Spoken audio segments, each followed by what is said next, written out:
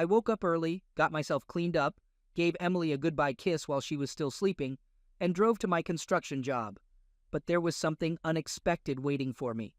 That normal day turned into something extraordinary. Later in the evening, while I was working at the construction site, I felt my phone buzzing in my pocket. I took it out and saw a message from my neighbor, Mike. It said, "Dustin, your garage door is open." I found it strange because I distinctly remember closing it. I thanked Mike and asked him to close it if he didn't mind. He agreed, and I went back to work. However, I couldn't get the open garage door out of my mind. I didn't know why, but something felt a little strange. Trusting my instincts, I decided to take an early lunch and drove back home. As I got closer to my house, my heart rate started to increase. I saw an unfamiliar car parked in my driveway, a car I had never seen before. At that moment, a sickening feeling washed over me. I parked my truck quietly on the street and approached my own house without making any noise. I opened the side door that led to the garage, and to my surprise, it wasn't locked. The door that led from the garage into the house wasn't locked either. As I walked through the house without wearing my shoes, I stumbled upon the most devastating scene. There was Emily, my wife, in the arms of a stranger. They were kissing, and both of them had hardly any clothes on, right in front of me. I was consumed by anger. Everything seemed blurry, and I felt like I was about to throw up. Stepping back a bit, I took out my phone, made sure the flash was off, and snapped a few pictures of them kissing, and recorded a short video of them together in my house. It was in that moment that I realized seeking revenge wouldn't bring me any satisfaction. The best way to get back at Emily would be to make her fully grasp what she was losing.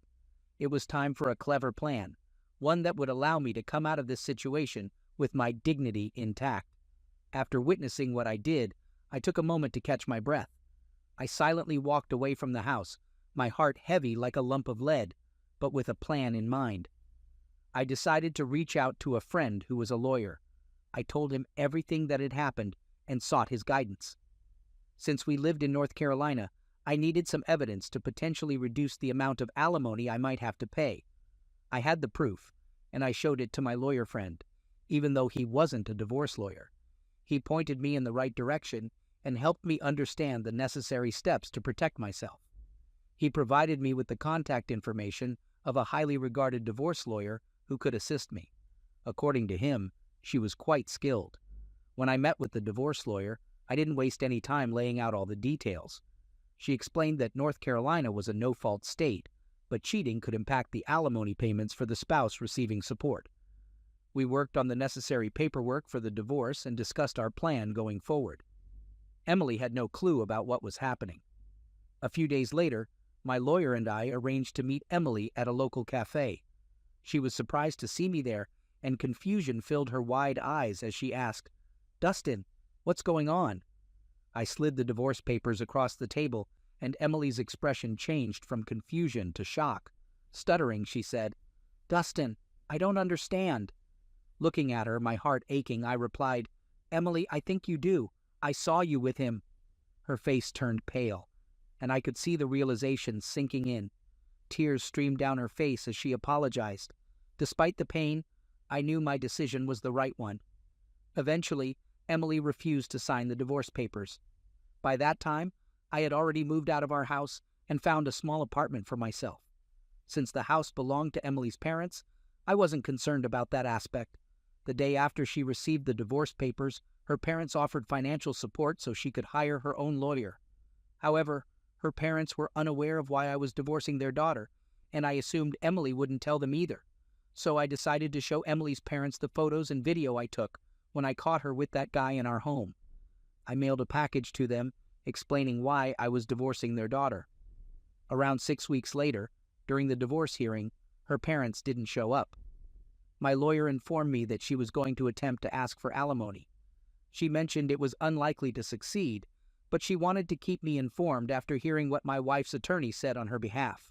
They claimed I wasn't a good provider and had been mentally offensive. In court, my wife kept lying repeatedly. At one point, the judge warned her to ensure the accuracy of her statements because lying in court could lead to trouble, which she was doing. Fortunately, we presented the evidence to the judge, and he granted me the divorce without awarding her any alimony. The judge gave me exactly 30 days to retrieve the remainder of my belongings from the house. I only had a couple of boxes left to collect. About 3 months after the divorce, I made arrangements to retrieve my things. As I pulled into the driveway, I noticed the same car that I saw that day parked there. Seeing his car initially stung, but the feeling quickly faded. This time, the garage door was deliberately left open so that I could collect my belongings. One day, I received a message from Emily asking to meet up. I agreed, curious about what she wanted. We met at the same cafe where I had given her the divorce papers. She looked different, not the confident and happy woman she used to be, but a mere shadow of her former self. She started talking, sharing how life had been for her, expressing regret for her choices, and confessing how much she missed me. However, I felt distant and unaffected by her words. I listened quietly until she finished. Then, I looked at her and said, "Emily, I wish you all the best, but that chapter of my life is over." Even after expressing my finality, she continued to try and persuade me. She wanted us to reconcile and claimed she had ended things with the other guy. As I walked away from the cafe, I realized I had emerged victorious. Not because Emily was regretful or unhappy, but because I had found happiness within myself. I had turned my life around, discovered my inner strength, and moved forward. I started rebuilding my life, one piece at a time. The ultimate revenge wasn't about fighting or causing a scandal. It was about me progressing in life with greater strength and wisdom. About 7 months later, Emily's father passed away. He never apologized for his initial anger towards me when he learned about the divorce, but her mother did apologize and invited me to attend the funeral. I almost didn't go, but I didn't have any issues with her mom. I wasn't the type of person to hold grudges. What's done is done. As the weeks went by, there were rumors circulating that Emily was getting into more trouble with the law. One weekend, she got arrested for a DUI. Her new boyfriend is offensive and involved in dealing pills from her mom's house. How do I know all this? Well, her mom still reaches out to me from time to time. Oh, we were only married for 8 years, so she could have potentially received alimony, maybe for about half the duration of our marriage, but she cheated, and it had an impact on the final outcome. Second story. So I'm 31 and I met my girlfriend Karen, who is 29, around 5 years ago. She had just left her offensive boyfriend and moved back in with her parents along with her small child. Her ex got her pregnant during her senior year of college, and he was both cheating on her until she finally had the strength to leave him. It was through one of her sorority sisters named Angie, who happens to be married to my friend Dave, that we got introduced. Karen and I hit it off and started dating, and eventually, she and her son Bobby moved in with me. The initial years together were wonderful. I encouraged her to go back and complete her college degree, and my dad helped her secure a job at his workplace.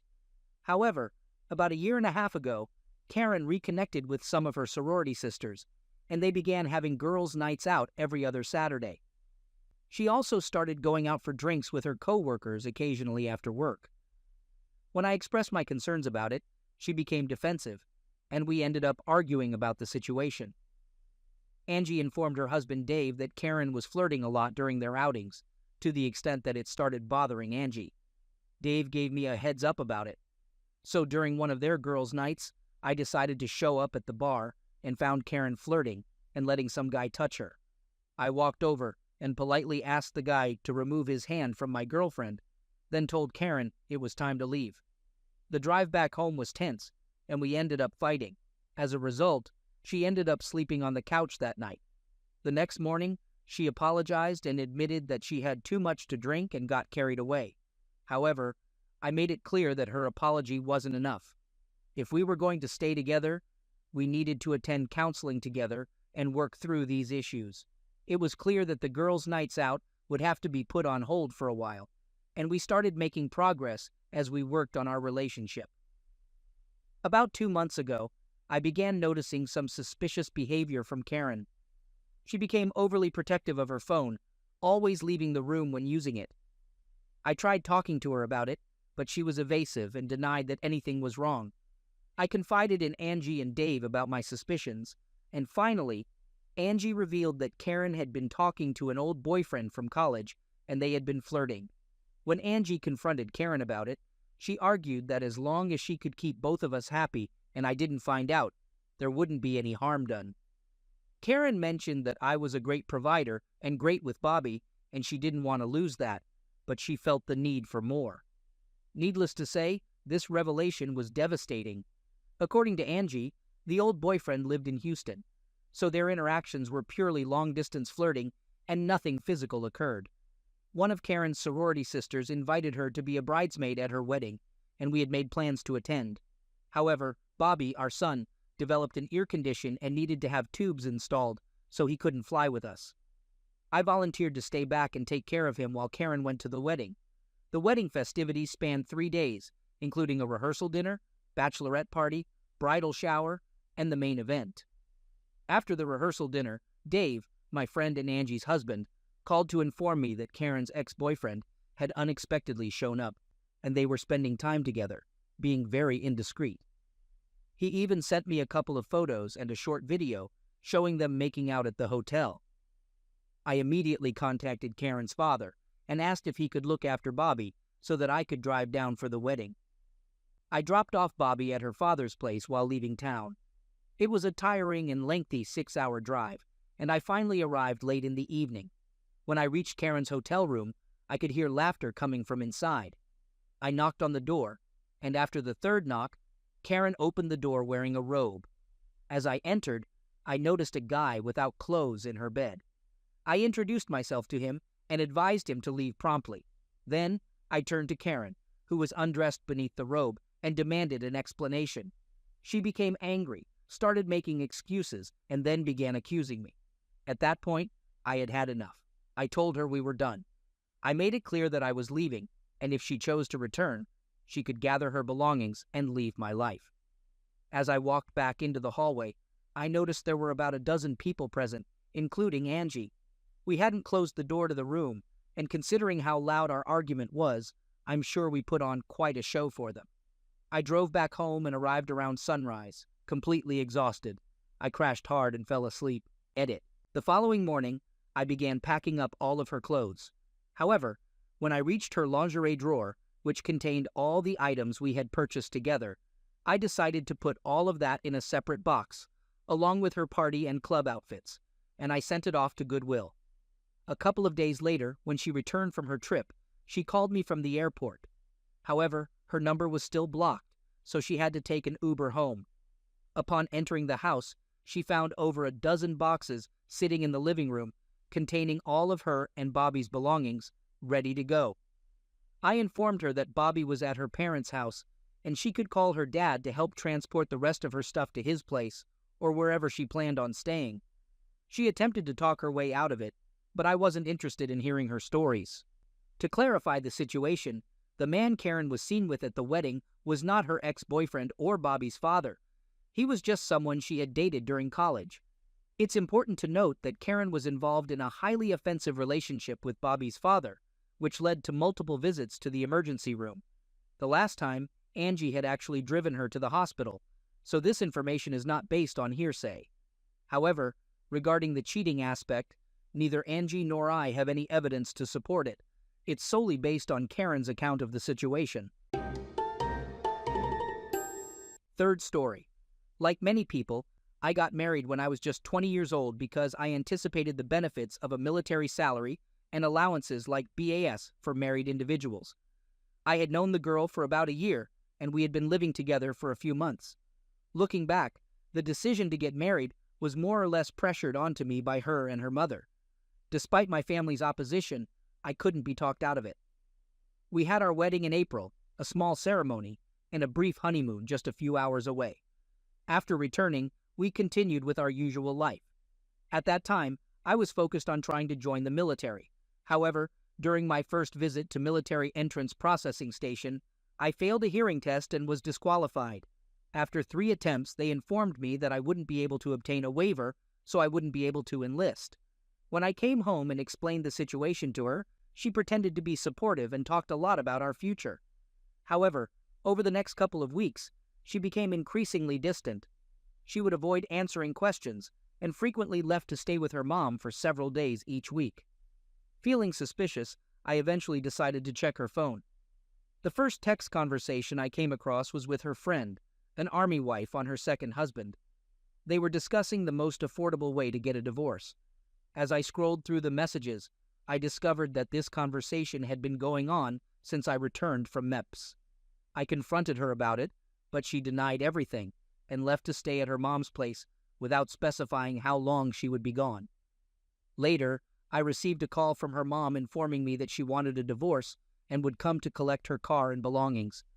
It finally hit me hard that I had been used the entire time by someone who was nothing more than a predatory piece of trash. I was devastated by this realization. On a positive note, I dodged a major bullet with this one. About 6 weeks later, she got pregnant by a mutual friend whom she had been having an affair with all along. She tried to spread rumors about me in my hometown, falsely claiming that she left because I was using pills and verbally mistreating her. The truth is, I was sober and clean due to my efforts to join the military, not even touching alcohol. I called her out on her lies and warned her that if she wanted to play this game, I could expose the truth about her, which would do far more damage. That was the last thing I said to her. Now, there's this other story. I had recently ended a long-term relationship and had been single for a few months. I was starting to feel better and moving on from that situation. I met this cool girl who happened to be friends with some of the same people I knew. We hung out a few times, and one night, after consuming quite a bit of alcohol, I woke up in her bed. And well, we did our thing, you know. I ended up spending a lot of time with this girl, and we had a great time together because she is a really cool person. However, there's a difference between being a cool person and being a terrible partner. One night, as we were falling asleep next to each other, she was already dozing off and rolled over. I said, "Sweet dream," to which she responded, "Good night, Rob." Basically, she called me by another guy's name. A little while later, I quietly slipped out of bed, grabbed her phone from the nightstand, and went into the bathroom. I sat down and started going through her messages. It turned out that in just the past week, she had been sending naked pictures to 3 other guys. I continued reading more of the messages, and just as I had seen enough, the phone started vibrating. It was the same name she had called me in her sleep, and it was the same number from the messages. I answered the phone, and immediately the guy on the other end told me that I should probably get checked because he thought she might have given me something. I hung up, packed her belongings while she was still asleep, and let her continue sleeping. When she woke up, I was calmly having my coffee, and I told her it was over. I asked if she needed a ride home and remained polite about it. I explained how she got caught. She got angry that I went through her phone, but honestly, who cares about her opinion, right? I drove her back home, and that was the end of it. P.S. One final thing to mention. The guy who called that night actually reached out to me a couple of months later. He confessed that what he said about getting tested was a complete lie. He just wanted to mess with me. He explained that he had asked many of our mutual friends about me. They informed him that I had only recently met her and had no idea that they had been dating or engaged for quite some time. Not sure why nobody told me, but whatever. He apologized, and surprisingly, we have become really good friends over the past few years. In fact, he's one of my current roommates. It's funny how a strong friendship and trust can be built upon the shared knowledge that a certain girl is a terrible person. Fourth story. All right, here's the story. I was in a relationship with her for a year. She was adventurous in bed and always wanted to do it 3 or more times a day. We both lived in the same neighborhood and were in our late teens. She stayed at her aunt's place, along with her aunt's child and a friend.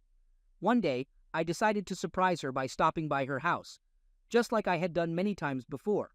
Her aunt answered the door and told me she wasn't there, but insisted that I wait. It seemed strange, but we were all close, so I stayed and had dinner while I waited. Suddenly, we heard a car pulling into the driveway. Her aunt turned to me and said, "Go greet her in the driveway." As I walked up to the car, I noticed she was with some guy who quickly got out and sped away. My curiosity piqued at that moment. Why did her aunt ask me to stay that day? I honestly believe she wanted me to find out. We went into the basement for some privacy to have a conversation. She confessed that she had been cheating on me for a while, but claimed it was only BJ. In an attempt to make it seem less serious, She called the guy on speakerphone and said, "You know what we did was nothing serious, right?" He laughed and replied, "Fine by me." I simply couldn't accept that as a justification. To me, it was even worse. I told her that we were finished. At this point, we were both yelling. As I was leaving the house, her aunt pulled me aside and said, "I'm truly sorry about all of this." I gave her a hug and reassured her that I held no grudge against her or her family. The next day, I was still hurt and angry about what happened, so I decided to create posters and hang them up around her school to inform any potential future boyfriends about her actions. When the weekend came, I received a text from the aunt that said, "Please come over. We need to talk." I thought to myself, well, damn, I know I shouldn't have done that. But out of respect for her, I went to their place. To my surprise, it turned out that the whole time my ex and I were close, she would share all the details with her aunt, which made her aunt curious. Her aunt straightforwardly asked me, "Want some hookup?" I was confused and wondered if it meant something different to her. So I asked, "What do you think that means?" She replied, "Everything you want." Well, it didn't take me much time to accept her proposition. As we are getting into the nitty-gritty, guess who comes home? My ex. The door was closed, so I asked if we should stop. Her response? Heck no. We continued, and I must say, I gave it my all, delivering what might be my finest performance yet. The screams were so intense that I can still vividly remember them to this day. Oh, and in case you're wondering, the kid was at a friend's place during all this. After she left the room, I overheard my ex expressing her admiration for the encounter. I couldn't contain my excitement, so I quickly rushed out of the room and approached her aunt from behind. I passionately kissed the back of her neck and exclaimed that it was the most incredible experience I've ever had. However, this seemed to have a profound effect on her aunt, as she broke down in tears and hastily left.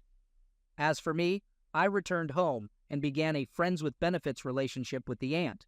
She was a stunning woman, 10 years older than me, and I couldn't help but feel like I was on top of the world.